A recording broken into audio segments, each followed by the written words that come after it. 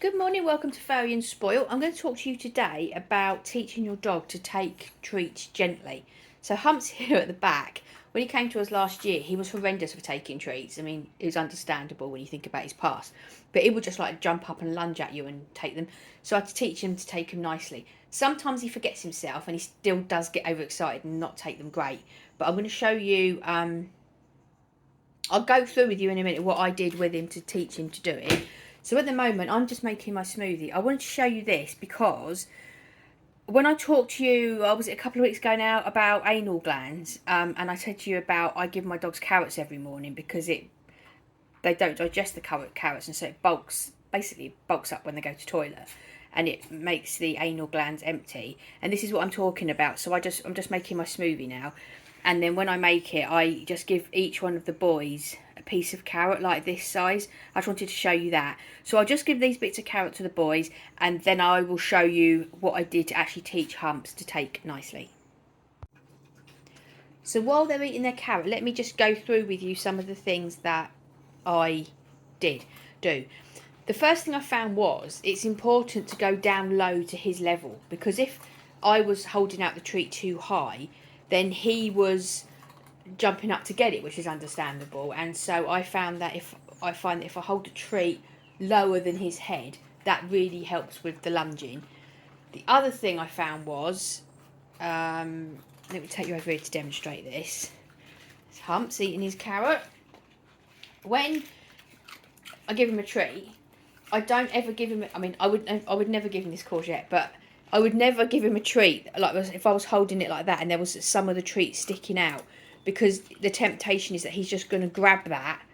So I always give him little treats that I can hold in my hand. I try to aim for treats that I can sort of enclose in my hand like that. So it's done like that, enclosing my hand. And I will actually show you in a minute, but I go down low, so I would go right down on the floor, lower than his head, so he hasn't got a lunge. And don't put it far away from the mouth, put it quite close to their mouth, so there isn't any sort of need for them to lunge. And that worked really well. The other thing that I did with him was, if he did go to lunge, I would say, is my noise for any time I want them to stop anything. So if you see my videos about how to stop a dog pulling on the lead, that's how I train, well, one of the things I do to train them. And they know, yeah, you know, don't you, darling? I'm not saying it to you. You finish your carrot. I'm not saying it to you, sweetheart. You're allowed to do. Yeah, I'm not saying it to you, darling. I was saying it to the people on the video, not to you, darling. But I use that sound because, as you see from Hump's reaction here, it stops them in what they're doing. And so if he goes to lunge for the treat, I'll say it. I won't say it again because I don't want to upset him. But I say that sound, and it just sort of stops him. The other thing I found is that if he goes to lunge for the treat, don't pull my hand back. Because what can happen often with a dog is that they'll go after the treat and you could get your hand hurt. So just stop. So if you've got, supposing you're, right, so let's, as an example, supposing you're handing that to him and he's just gone to lunge, do that and make the noise. Do you want this? You can. I'll give you a bit of courgette in a minute. Are you going to demonstrate how nicely you take treats now? Yeah, you are. So you really want it so you can close it up. So if I was going to give it to him like that, and then yeah, you have something in a minute. Yeah, I know, darling. Yeah, I know. And then he lunged, I would close my hand up, say the word. Don't move your hand because he'll come after it. So he goes to lunge, say the sound I just said, the sound, and do that. So he can't get it. He'll soon learn that to get it, he has to take nice and gently, and then you'll release your hand and you'll give it to him. So let me just cut up some courgette for my smoothie, and then I'll give them a little bit each, and I'll demonstrate him having it. So he's going to have this piece of courgette, so I can hold it in my hand if he goes to lunge at it. So he might go to lunge at it, I don't know. He's not 100% reliable yet, so he might or he might not. So the first thing is to come right down to his level, come down so he hasn't got to lunge up at anything, and then give it to him. And he's taken that really nicely. Good boy, Humps. That's really, really good. Good boy. Good boy. And he's taken that really nicely. A mistake that I do make often is that I'm standing up too high. And so he has to kind of jump up to get it. And so even maybe if he wasn't actually lunging, it gives the impression that he's lunging, even though he's not really. And that's worked really well. And like I said, sometimes he'll get, hello, Harry. Hello. Dirty face. We had a muddy walk this morning, didn't we?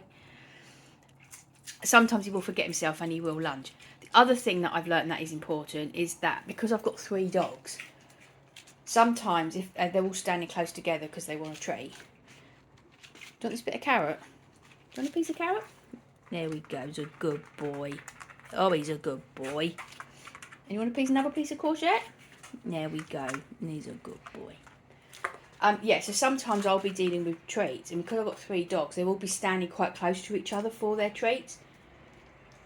And because I'm saying that word, Harry's come back. Oh, they know the words, don't they? They know the words they need to know.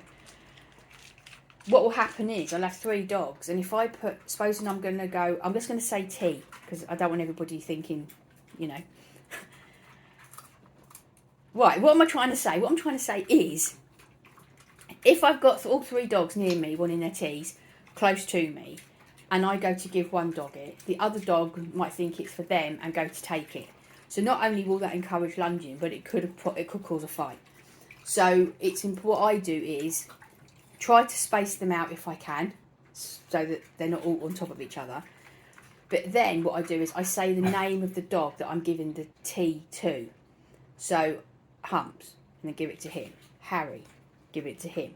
Albert, give it to him. And then they know when it's their turn. And it's important that they never, if it's not their name said, that they never go to take the treat. They have to learn to wait until you've said their name and then they can take the treat. While you're training, my dogs can get really, really close together now and do that because they're good at it and there's no problem. But while you're training your dogs to do that, space your dogs out so that there's no risk of somebody trying to steal another dog's toy or treat or anything like that happening. The other thing is that whenever you're training, well, I think whenever you're doing anything with a dog at all, you need to stay nice and calm. And don't be too excited and don't get angry. Because no training you ever do with a dog is ever going to work if you're excited or angry. I have found the only energy that ever works with a dog when I'm training is calm. Although saying that, if you watch me run around an agility course with Harry down here, it has to be exciting because it's very exciting and you want him to, the energy to be fast.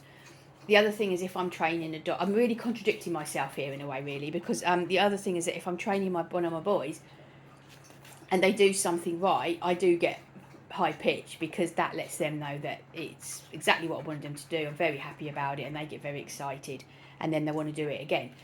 So that's when I do get excited. But when I'm teaching something like taking treats, I say it really nice and calmly, and even the reward. So when they've taken the treats, if you see what I just did with Hums, when he took the treat, although I said good boy, I said it very calmly. So you've either got to be, see, if I had tried to train him to take the treat gently, and I'd been excited, I would have just added to his excitement and added to the chance that he's going to lunge. Because the reason really that he's lunging is because he's excited about having the treat. So if I'd been excited about it, I just would have added to that. So there's sometimes with training when you do need the excitement, but that's kind of like training to do tricks, training to do agility, training to do stuff like that. But anything that's behavioural, so anything that's just their behaviour from day to day, you need to stay nice and calm, nice and relaxed. And even though you praise them, that praise needs to be nice and calm, nice and relaxed. Never, ever, ever get frustrated with a dog. If you're trying to teach your dog to do something and it's not working, stop. Stop and then go away and leave it for that day. Have a think about where you went wrong, where you could have done it right. Have a real plan in your head about how you're going to approach it the next day, where you went wrong, and make sure you know how to do it right, and then start again the next day. Frustration, you will never teach a dog anything with frustration. And like I said, anger has no place. Well, has no place in the world, does it really?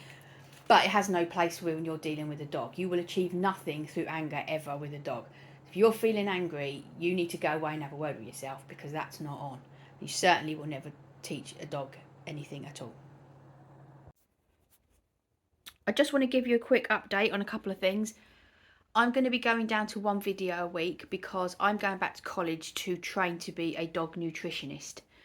So I'm very excited about that. I'm sure it will, if you know my channel and you've been following it, it will be of no surprise to you that I realised that dog nutrition is a mess and I need to understand it. Even though I understand it so much and enough that I've, stopped hotspots and all of that, and I'm able to advise lots of people and get good results, I want to be certified. So I want to be certified dog nutritionist and just learn as much as I possibly can. So I'm going to be going down to one video a week. So that'll be on Wednesdays, and it will be at 9 o'clock UK time, 9 o'clock in the morning UK time. The other thing I just wanted to remind you about is if your dogs are scared of fireworks, firework training. So I've got a couple of weeks until the 3 weeks of it all kicks in, and so I'm doing the bubble wrap every day, working with the bubble wrap every day, and I'm working with the firework sounds on YouTube every day. And if you don't know anything about my firework journey, when we got Humpty, he was really scared of fireworks, and I recorded my journey for the year of getting him over it, and I'm absolutely delighted with the results. I'll put the playlist up at the end so you can see that if you don't know about fireworks. And if you are doing the firework journey with me, then make sure that every day get your bubble wrap out every day, and every day the videos on YouTube. If you don't know about the bubble wrap or anything, go and watch the videos because I explain it all properly, and you can so you can understand it all properly. So that's that. The other thing is that, remember I put up the video about how Humps down here was itchy when I put the air conditioning on, and last year when I put the central heating on he got itchy. Do you remember? I don't know if you remember or not, but I did a video, I don't even know, in the summer about that, and then I used the coconut oil and it completely stopped it. So the heating has just gone on recently, and I was a bit worried about whether or not he was going to get itchy again, but nothing, absolutely nothing. And I've been giving him the coconut oil twice a day, every day, and absolutely no issue at all. And the thing that I was really pleased about that is that we put it on, it was a couple of days ago, it got really cold, and we put the heating on, and I got itchy, and I felt like my eyeballs were drying out, and my throat got all dry. So considering that the air had, just noticeably got drier, and he didn't get itchy at all, really, really pleased with that. That's such a result, wasn't it? Such a result. And that is because of giving him some coconut oil twice a day. Again, if you've got no idea what I'm talking about, go to, I can't think which playlist that will be on. I'll put it up at the end because I can't tell you which playlist that would be in. Probably dog health, I think. But anyway, I'll stick it up. It'll come up in a minute. So I'm really pleased about that. I sometimes think my dogs have a harder time of it than other dogs because I generally don't have the heating on. I don't feel the cold, and I like the fresh air. So I've always got doors, windows open. Really hardly have the heating on at all. And I mean, that day we turned it on for about a couple of hours in the morning. That was really just to test it, make sure it was working. And I turned it on for a little bit in the evening, and that was enough. I could feel it. So, but I haven't had it on the last few days because it hasn't been as cold. But I think because I really don't have the heating on much, when I do have it on, we all react to it more.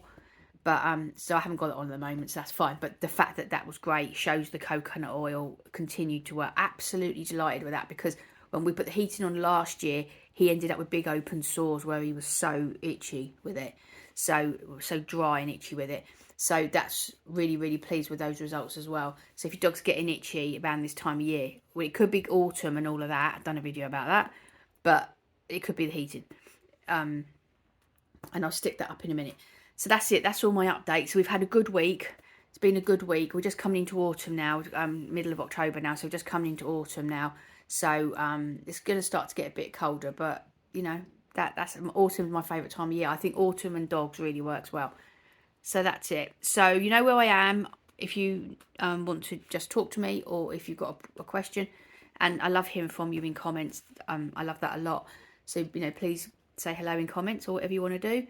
And we will see you next Wednesday. So Wednesday, 9 o'clock in the morning UK time, and it will be every Wednesday. And then I'll still be doing my dog tip of the day, and photographs and bits and bobs on social media. So thank you very much for watching. I hope you all have a lovely day, and we'll see you in the next video. Bye bye.